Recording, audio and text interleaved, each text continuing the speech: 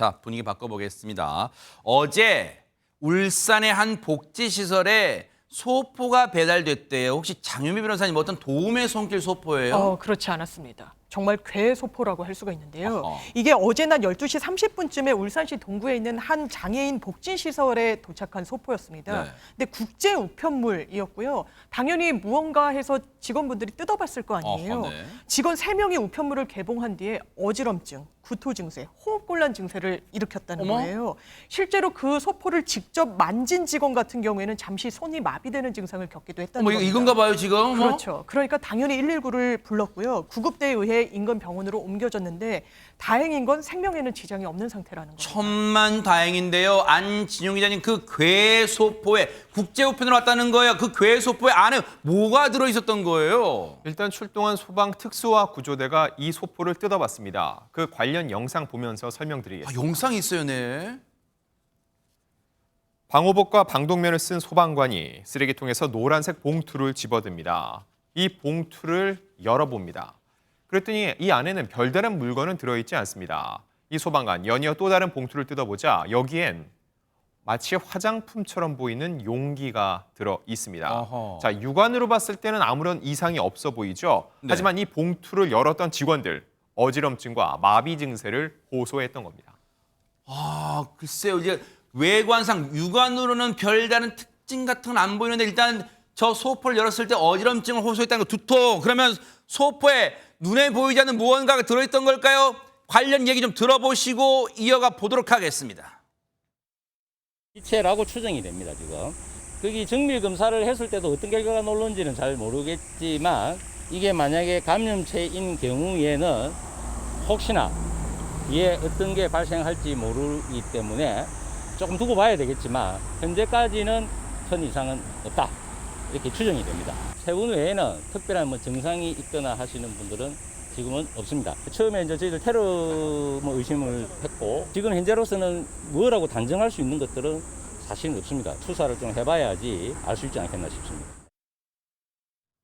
전혜연 평론가님 진짜 가슴 철렁한, 물론 피해 정도가 이 정도였기 천만다행이지 만약 저게 어떤 무슨 진짜 눈에 보이지 않는 세균, 생화 그런 테러라면 진짜 끔찍해요, 진짜. 그렇습니다. 장유미 변호사님이 짚어주셨듯이 어쨌든 일부 직원들이 어떤 현상을 나타내고 몸의 증상을 느꼈던 거잖아요.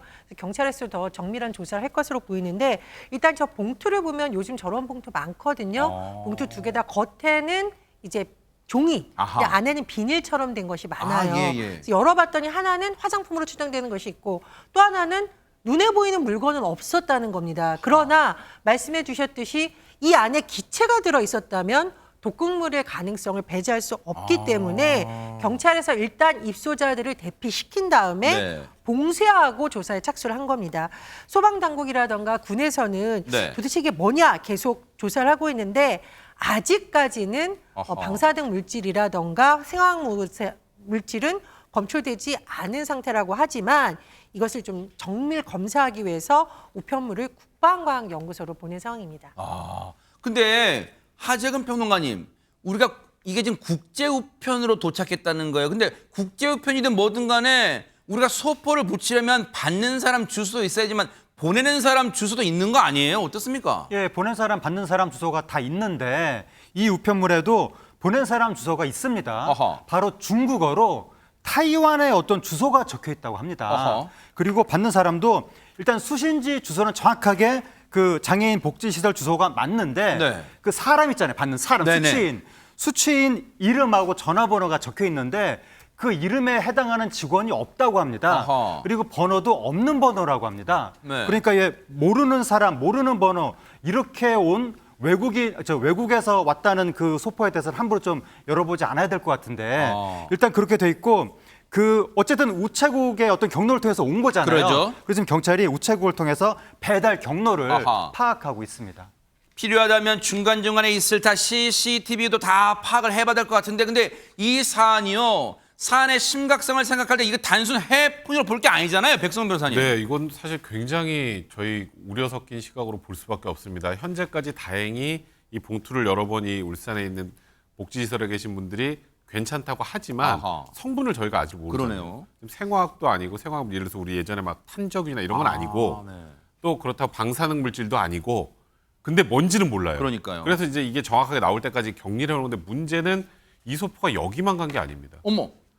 일단 지금 제주경찰청에 따르면 어제 이제 이 뉴스를 어떤 분이 보다가 나도 그런 비슷한 거 받았는데 그 노란색에 열었는데 나는 화장품 안 시켰는데 화장품 같은 용기가 있어서 그냥 버렸는데 하면서 그걸 찾아왔어요. 어허. 그리고 보니까 여기서 좀 소름 끼치게 발신지가 타이완입니다. 어허. 그러니까 아마도 같은 쪽에서 거기에도 보낸 게 아닌가 싶고 근데 네. 문제는 그래서 일단 이것도 역시 군 헬기를 보내서 국방과학연구원으로 이 봉투 안에 있는 어떤 물질이 있는지 확인하기 위해서 가져왔고요. 오늘 또 보니까 대전의 한 주택에서도 타이완에서 우편물을 받았다는 신고가 또 들어왔습니다. 아하. 여기도 역시 지금 테러 감식, 테러 의심 위해서 이 지금 현재 우편물 3개를 수거해서 이 부분에 대해서도 정밀 감식을 한다고 하는데 지금 시청자 여러분들께서도 나는 이걸 분명히 시킨 게 없는데 해외에서 이제 아마 또 지금 이 기사가 나가서 이 발신하는 쪽에서 타이완이라 다른 쪽으로 해서 보낼 수 있기 때문에 내가 시킨 게 아닌 우편물이 오면 일단 이거는 의심을 좀 해보셔야 할 것 같습니다. 소름 끼칩니다. 같은 발신지로 동시다발적으로 대한민국의 각지에 지금 무차별적으로 배달됐어요. 그런데 혹시라도 지금 백성문 변호사 말씀처럼 이 소식을 접하고 그 보냈던 나쁜 사람들이 다시 발신을 바꿀 수 있어요. 전 진짜 이건 국가적으로 이 사안을 대처하고 처리해야 될 것 같다 이런 생각 해봅니다. 이 결과는 눈 부릅뜨고 따라붙어 보도록 하겠습니다. 보고 계십니까? 대박 사건. 네, 안녕하십니까? 김명준입니다. 여러분과 함께하는 뉴스파이터. 다양한 소식과 뉴스를 보고 싶으시면 화면 오른쪽을 꾹 눌러 구독해 주시길 바랍니다. TV로도 유튜브로도 여러분께 한 발 더 다가가겠습니다. MBN 뉴스와 뉴스파이터를 사랑해 주셔서 고맙습니다.